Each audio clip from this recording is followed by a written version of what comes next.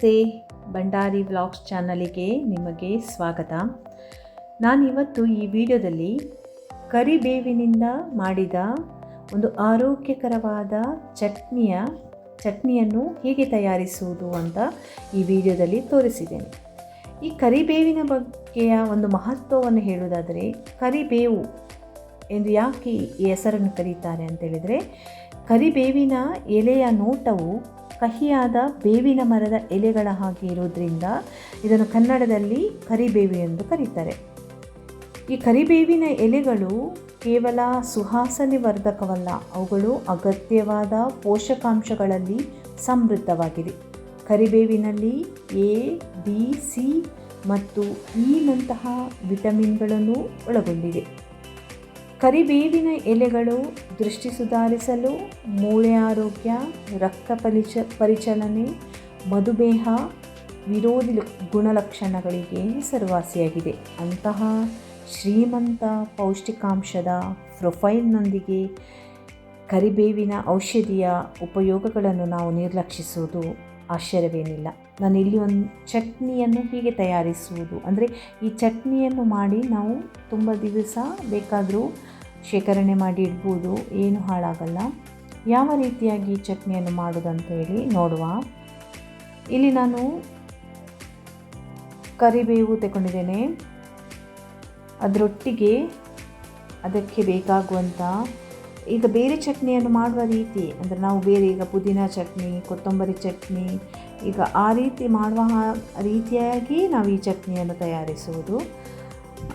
ಈಗ ನಾನು ಇದರಲ್ಲಿ ಕಾಯಿ ಮೆಣಸು, ಶುಂಠಿ, ಬೆಳ್ಳುಳ್ಳಿ, ಸ್ವಲ್ಪ ಹುಳಿ, ಸ್ವಲ್ಪ ಬೆಲ್ಲ, ಅದು ರುಚಿಗೆ ತಕ್ಕಷ್ಟು ಉಪ್ಪು ಮತ್ತು ಕಾಯಿ ತುರಿ, ಅದೆಲ್ಲವನ್ನು ನಾನು ಮಿಕ್ಸಿಗೆ ಹಾಕಿ ರುಬ್ಕೊಳ್ತೇನೆ.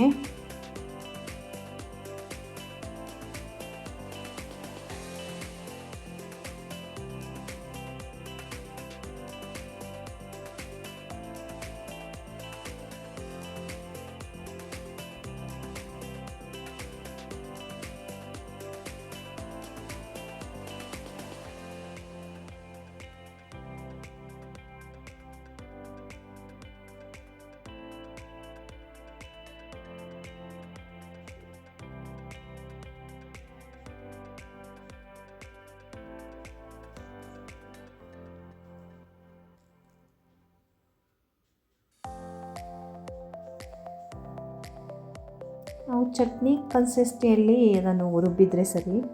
ಅದರೊಟ್ಟಿಗೆ ಒಂದು ಪ್ಯಾನಿಗೆ ಸ್ವಲ್ಪ ತೆಂಗಿನ ಎಣ್ಣೆಯನ್ನು ಹಾಕಿ ಈ ರುಬ್ಬಿದ ಚಟ್ನಿಯನ್ನು ನಾನು ಅದಕ್ಕೆ ಸೇರಿಸಿ ಅದನ್ನು ಫ್ರೈ ಮಾಡ್ತೇನೆ. ಚಟ್ನಿಯನ್ನು ಫ್ರೈ ಮಾಡ್ತೇನೆ. ಸ್ವಲ್ಪ ಸಾಸಿವೆ ಹಾಕ್ತೇನೆ, ಮತ್ತೊಂದು ಸ್ವಲ್ಪ ಬೆಳ್ಳುಳ್ಳಿ ಹಾಕಿ ರುಬ್ಬಿದ ಚಟ್ನಿಯನ್ನು ನಾನು ಈ ಪ್ಯಾನಿಗೆ ಹಾಕಿ ಸ್ವಲ್ಪ ಬಿಸಿ ಮಾಡ್ತೇನೆ.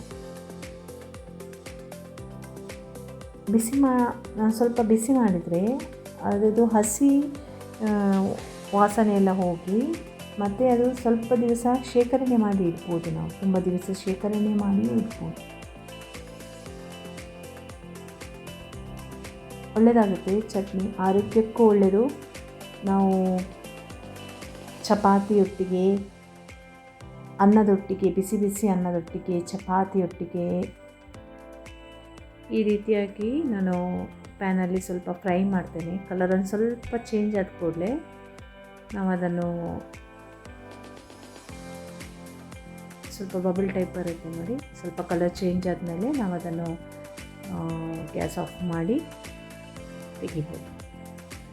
ಇದನ್ನೊಂದು 2-3 ವಾರ ಇಡ್ಬೋದು, ಏನು ಹಾಳಾಗಲ್ಲ.